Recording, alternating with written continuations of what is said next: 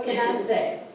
Okay, so again, as always, it's a great song, we should do that more often. Okay, as always, I opened my joke file and I found a good one. Okay, this is called Sermon on Horseback Riding. It was Saturday night and the preacher still hadn't been able to think of a sermon for the next morning. About 9 p.m. he finally said to his wife, "Dear, I think I've come up with the perfect sermon. I'm going to give a sermon about horseback riding." She said, "Don't be silly. You can't give a sermon around horseback riding." He replied, "Well, it's going to have to do because I preached on just about every other subject I can think of." The next morning as they were driving to church, she said, "I can't believe that you're insisting on doing this. You know, if you're going to give that silly sermon on horseback riding, I'm just going to stay in the car during service." Whoa. Oh. He said, "Okay, then suit yourself," and she stayed in the car. Entering church, the preacher had a sudden inspiration and gave a hellfire and brimstone sermon on sex that had the congregation in awe. As the congregation filed out of the church, some of the members saw his wife sitting in the car and approached her. One of them said, "Wow, you just missed the best sermon your husband has ever given." She said, "Yeah, right. What does he know about it? He talks big, but he's only tried it twice in his life. Once before we were married and once after, and he fell off both times."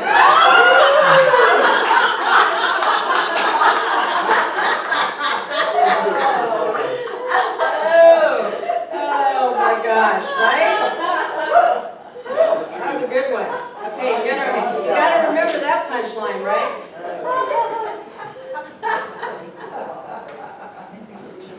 I know, you just gotta remember exactly how that goes, otherwise it's not as funny, right? Okay, so as always, Roxy always says, "What you talking to be on, Rev?" I go, "I don't know, but I'll give you a top title." So this one was called Try Something New, because through the week then I get inspired about what I'm going to talk about, and then Spirit brings in these beautiful ideas. And so I got inspired to watch. I had watched Kevin Hart. You know who he is, right? He's a comedian. Oh my gosh, you don't know Kevin Hart? Okay, you haven't watched Captain Underpants, okay? Because he plays the little boy, one of the little boy's voice. And he's a comedian, and he's sold out stadiums and everything else. But when he said, I wanted to try something new. And so he was trying to get into the movies. He went at audition after audition. He was in a movie with, I can't remember the other actor, he says. The Rock. No, not The Rock. This was another, before that, way before that. So he said he thought he had all these speaking parts and they were going to show him, and invited his dad and his brother, and he was so excited. And they cut every part that he had out of the movie. So when he's going, and he says, "And they didn't tell me, and they never said a word to me." Oh. So he said after a while he felt like he wasn't I had cooties or something, And he said every single audition, he never got it.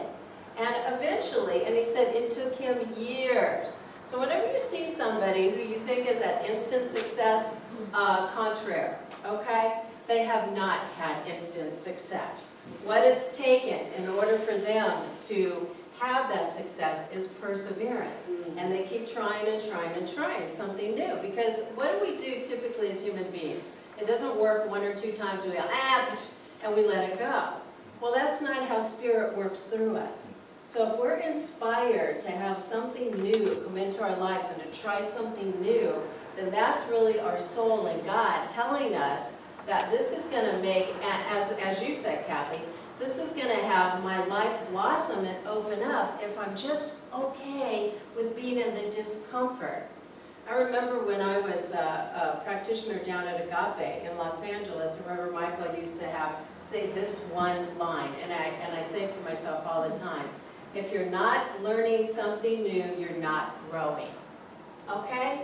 Because we as people, and I think it was Jack Canfield who said, if we don't have goals and new aspirations all the time, then we just shrivel up and we don't expand and bloom.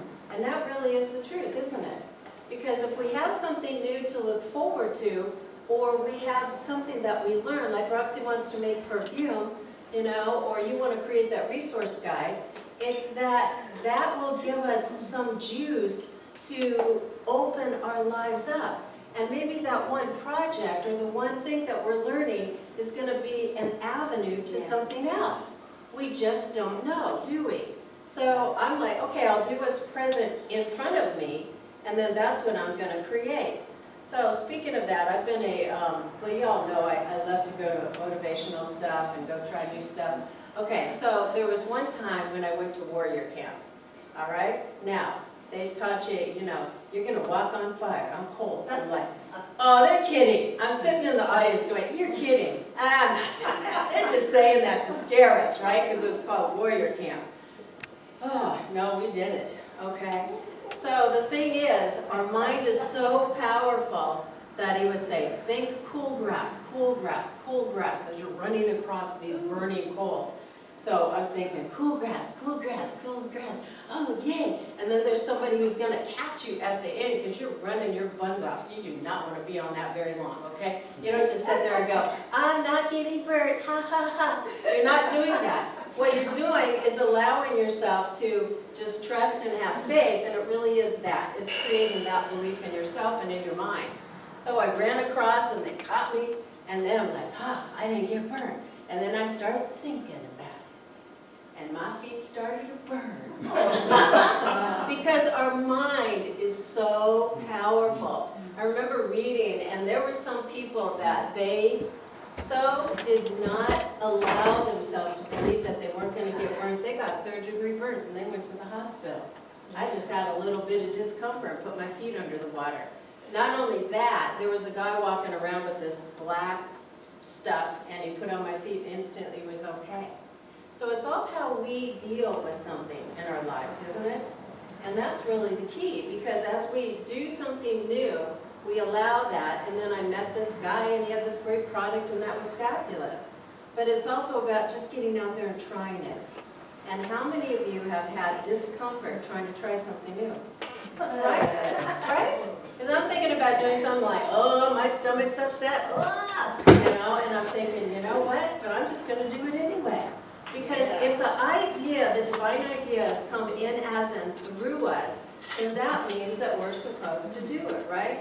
So I'll get back to Kevin Hart, how he actually started. He was in Philadelphia, and he was selling shoes at a shoe store. So what happened is somebody, his boss, the gal that he worked with, said, come on, let's go to this club. They have an open mic. And he went, and he won. Wow. And he said, oh, this is it. I'm going to be making money.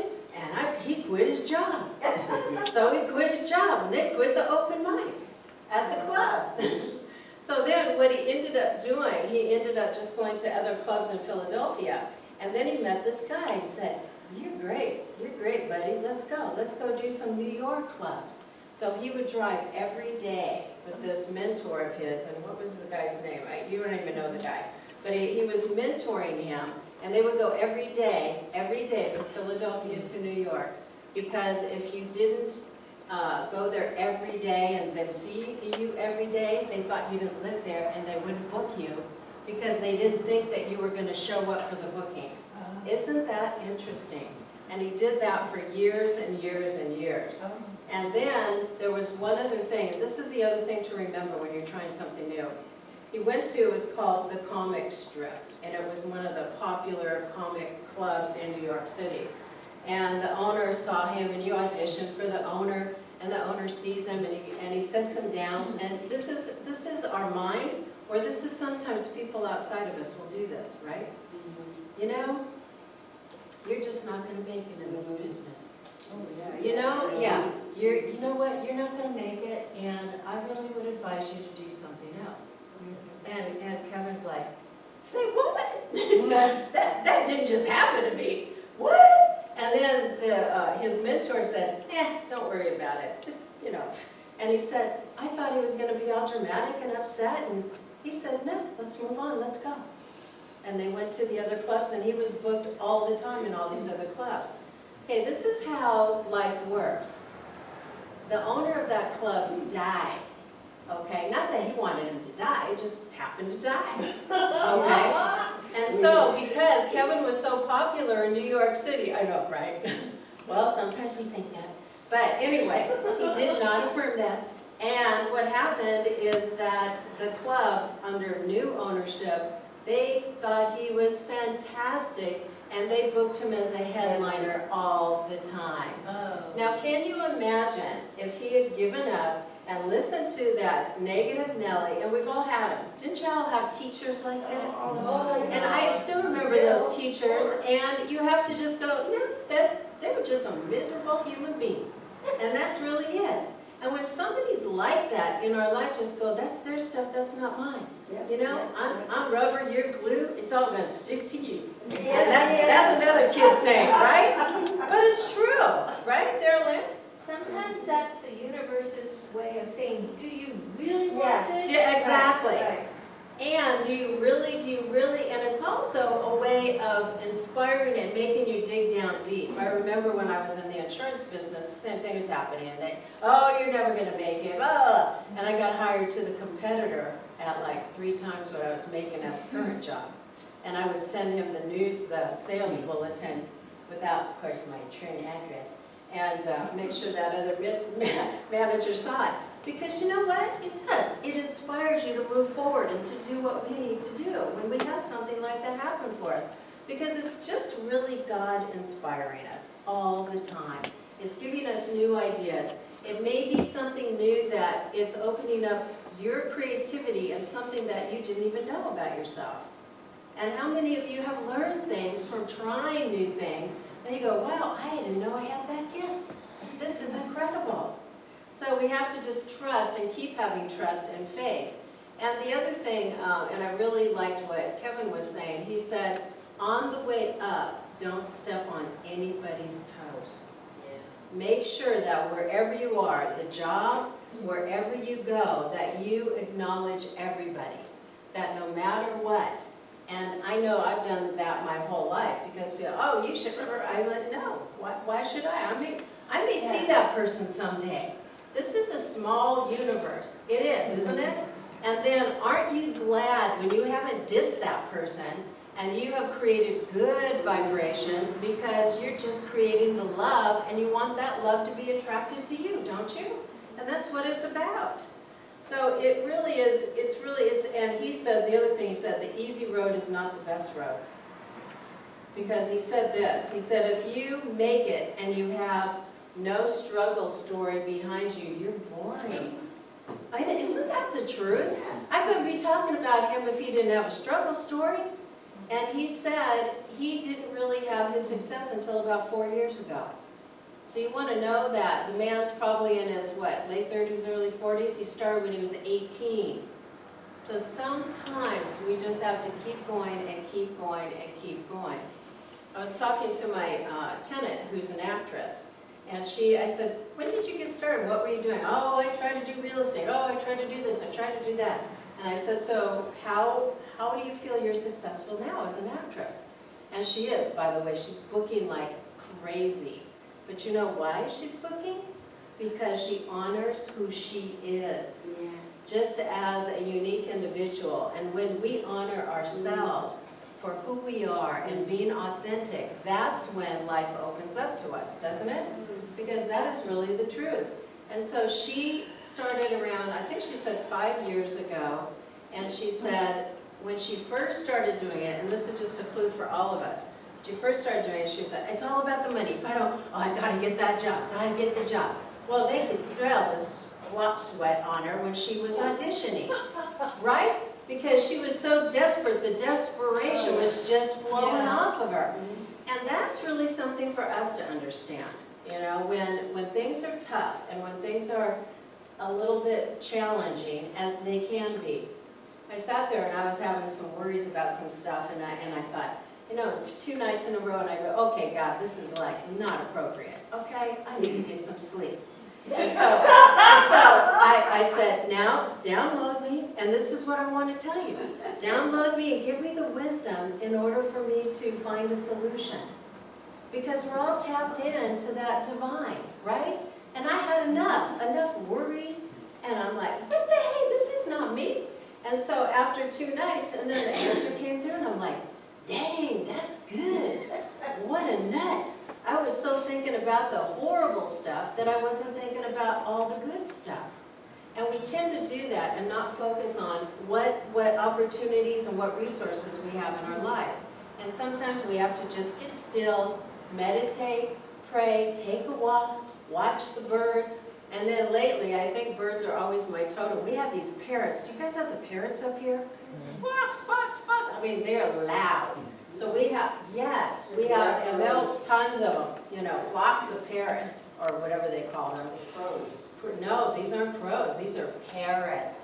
And they're louder than the crows. The skate parrots that Yes, are in the yeah, wild? we have a ton in wow. my area. It's amazing, you know? So it's incredible, but I'll see them, and a lot of times, you know, I say to you, you know, ask for a sign, ask for something to show you, is this right for me? Am I supposed to continue to do this? Am I supposed to step into this new thing? Am I supposed to try something else? You know, give me a sign. And I remember Edwina Gaines one time, she said, show me a sign. She said, show me a sign. She drives around the corner and there's a big sign. that had the message on it for it. I'm like, damn girl, that was good. And then another time, and I'm not kidding, another time she's driving and she couldn't make the payroll for her people. Oh, she was here, right? You guys all have seen her. Oh my God, go online, watch her, she is hysterical. She was from Houston. Little lady from the South, that's right, and she is hysterical. So anyway, the other time she couldn't make the payroll, God, I can't make the payroll. I don't know what I'm gonna do. I don't know what I'm gonna do. She drives by, there's a casino. She puts her last money into the slot machines and wins thousands of dollars. Okay? So sometimes we have to listen to the divine and listen to the messages, because if we don't listen, we're not going to get the blessings, or we're not getting to the joy, are we? And that's really it. And we sit there and we get all, and worry and blah, blah, blah. But you know what? Just step out there and go, you know what? I know God's got a plan for me. I know that I've got God's grace. I know it. And whenever I get really down, I start crying and going, okay, you got to pull me up. You got to pull me up, because I am definitely in a hard spot. And that's what I do. And then the inspiration comes, because I allow myself to feel it and then allow it to move past. Yes? Because if we don't do that, we're not going to be able to move forward. We have to embrace the emotion. And I think, you know, I had some stuff going on with my daughter, and she's going to start the radiation. And I just had to cry yesterday, because it's like, this is a huge shift. And acknowledge the emotions. That may be something new for all of you. I don't know. Because sometimes we have to just be present. And sometimes we have to allow that to come into our lives too. Because as we feel our feelings, we feel the deepness and the connection to spirit. And that's when we can allow the more, or the grace, to really flow. And it's incredible. So with that, I just wanted to use Howard Will's prayer, because so many people nowadays feel like, you know, like that man said on the crystal bed last Saturday, oh, the world's just a horrible place. I'm like, au contraire. As my mother, who's going to be 95 years old this last Sunday in this month, she says, we live in a magical universe. And if you believe we live in a magical universe, then that's what you're going to attract into your life. So here's what I told my daughter. So she was, my granddaughter. And she's sitting in the bedroom and we're putting on her clothes and all this yesterday. And she says, well, I don't like it when Mommy puts me in my room. I go, yeah, but I brought you down a little fairy chair. And I said, you know that the fairies will bring you dust. You know, fairy dust is going to make you feel calm and happy. What? I said, yeah. So, and I'm not saying God, I'm saying fairies. So anyway, I said, so all you have to do, baby, is say, I want some calm fairy dust. And I want to feel good when Mommy puts me in my room. And I said, then you could calm down and quit screaming, because I said, I heard you. You're good. You got some lungs on you, girlfriend. And so she's like, and she's just kind of thinking like that, you know? Oh, and I did write down, I gotta go get my phone, Diana, the things, okay? Okay. All the affirmations, Yeah. but they're on my phone, I gotta go get them. And the fact that her father even tells her. Well, "Elena, yeah, something yeah, is it's great." incredible, you know, it's incredible. So if we can retrain ourselves, because a lot of us did not get that when we were children, right? We were told life is hard, you gotta have a good government job, you know, you have to go work and not be happy. Suck it And, up. and suck it up, princess, you know? And that's not the way it is. And so when things seemingly look horrible around you, just go, well, wait a minute, there's an opportunity in here somewhere. You know that old thing, there's a pony in there somewhere, right? And you've all heard that joke. So it's like, you know, whenever there's stuff, you know that there's some gold in there. We just have to, you know, like that old story, Acres of Diamonds. You know, we're always looking outside of ourselves. And what I realized this week is that I've got all the diamonds inside of me. And if I just harvest those, then I'm going to have an incredible experience. But what happened, that old story goes that he went out looking for his fortune. He came back, he sold the property, and the person who bought the property found acres of diamonds. Isn't that amazing? And so it really is, that is just really a story about looking at our gifts and looking at who we are and how powerful we are and how tapped in and connected we are. And the more we allow that to happen, the more your life is just going to be a joyous, fabulous experience. You ready for that? Okay, you ready? Yes. You ready to practice that? Yes. Okay, all right, baby. All right, so we are going to do an affirmation. I'm going to close with this. And it's really, you know, about forgiveness, but it's also about just embracing peace and harmony and joy. So on this one, let's do. Are we gonna say it after you? We're going to say it after me. So I'm going to say this. This is a universal cleansing affirmation, okay? Because so many people are concerned about what's going on in the world. So let's contribute some good energy into the world. Okay, so that's amazing I picked this today, Christine, and you're here. Ain't that interesting? She had some deep healing from Howard, yeah. Okay, so repeat after me. For me, my family, our entire lineage. For me, my family, our entire lineage, and all humanity. and all humanity, Throughout all time, past, present, and future. through all time, past, present, and future. Let's all forgive each other. Let's all forgive each other. Forgive ourselves. Forgive ourselves. Forgive all people. Forgive all people. And all people forgive us. And all people forgive us. Completely and totally now and forever. Completely and totally now and forever. Please and thank you. Please and thank you. Let's all love each other and love ourselves. Let's all love each other and love ourselves. Be at peace with each other. Be at peace with each other. And be at peace with ourselves. And be at peace with ourselves.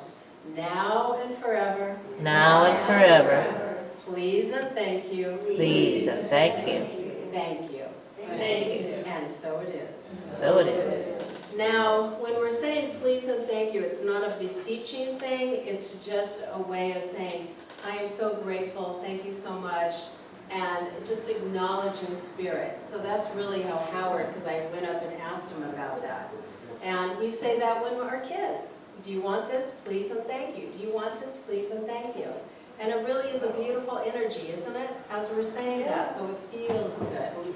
So my beloved ones, what are you going to do new this week? What have you been putting off that you've been kind of scared of? Yeah. Let's go. Sign up for that furniture class, Lily. You know, it's good, right? Right. And it's awesome.